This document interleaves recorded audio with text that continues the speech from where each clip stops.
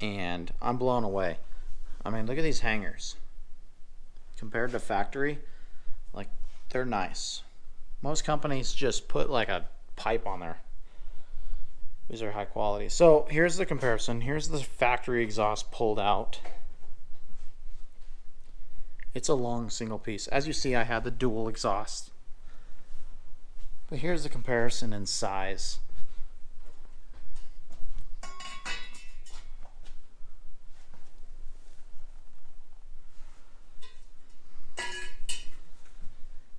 Yeah, I know. I agree. The exhaust tip, I wasn't sure what I was getting as far as an exhaust tip goes. And I will say, that's pretty nice. Getting this exhaust system out is probably the biggest task at hand. And that's only because it's super long and it comes out the back. So make sure you have enough room to begin with to slide this complete exhaust system out the back and past the bumper to get it completely out. So first of all, I would suggest you start with dropping the spare tire. I didn't do this before and I ended up doing it in the middle of the job, so do it now and you'll thank me later. Once you pull that off, you're going to pull off this heat shield. There's 6 bolts that are holding it on, 15mm bolts. They come right out. Moving on from that, you're going to want to remove your exhaust heat shields that are in the bumper if you have the dual rear exit exhaust like I do. So here's one on display so that way you can see it better, because these are terrible to get to. They're held on by 3 10mm bolts. One comes in from the backside and 2 from the top. Now that we have all this room, you'll see that the dual rear exit exhaust has a split in it. It's got 2 13mm nuts holding this in place. These are just easy on, righty-tighty, lefty-loosey. You'll then want to move to the front of the vehicle and undo the clamp that holds the complete tail section pipe up to the front.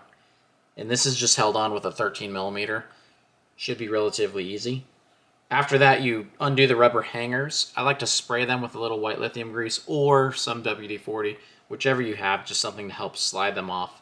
And the way that I do it is I have a set of channel lock pliers and I just get the angles right and squeeze it through.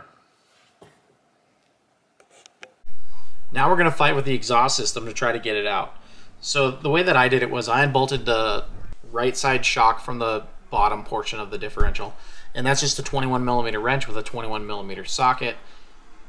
And then I put a jack underneath the frame and I lifted the truck up as high as I could. This just gives you more room to get the exhaust out through the body and the axle itself. And this is where I ran into the problem, where I wasn't prepared for this much room needed to do this, and it took quite a bit of effort and angles of everything. This is where I learned that the spare tire should come out immediately. Let's move beyond this. It's all good. I learned from it. I could do much better next time.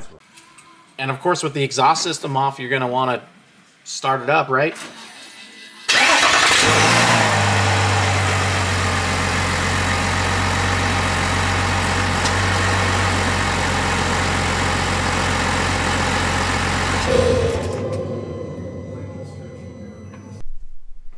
Alright, so the way that I do these, like I do these all the time, but so the way I'm going to do this one is I just lined up the first 3 pieces and then I'll roll underneath and set them in place. I'm going to set the exhaust hangers on, or the clamps, I'm sorry. I'll set the exhaust hangers, slip them into place, use the clamps, set them in place, not tighten anything, and then I'm going to move on to the other pieces around the back. Okay, I lied. Slip the pipes in first. Make sure you put your clamp on first. This is just the first 2 pieces right here, but I put these on because I couldn't get them lined up while I was in the truck. So line these up now, and now I'll go try to install again. Alright, so I'm under here installing this pipe, 1 piece at a time. And right here, I did not use this from the factory. So what I have is just a little generic one. And I believe this is only for the dual rear exit vehicles. So this is not included in the kit, but you're going to need to come up with one of these. Hopefully this one works. It's pretty small. We're going to make it work for now, at least, but that's where we're at. Here's my method to lining this up. I've got a jack holding the exhaust just to get it set into place. And what I'm going to do is start tightening from the front of the vehicle towards the back. But I'm not going to like lock them down super tight. I'm just going to snug them so that way I could still move the pipe and then look for any clearance issues.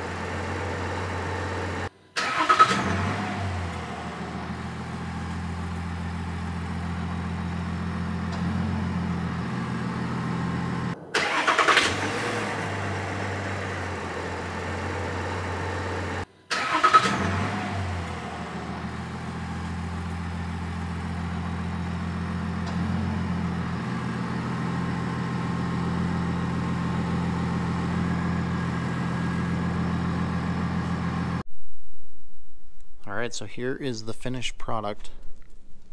Came out super nice. This is exactly what I wanted. Side exit exhaust. If you want to see some more cool videos, check out the PPE Resonator Delete video as well as the S&B intake. Till next time, see ya.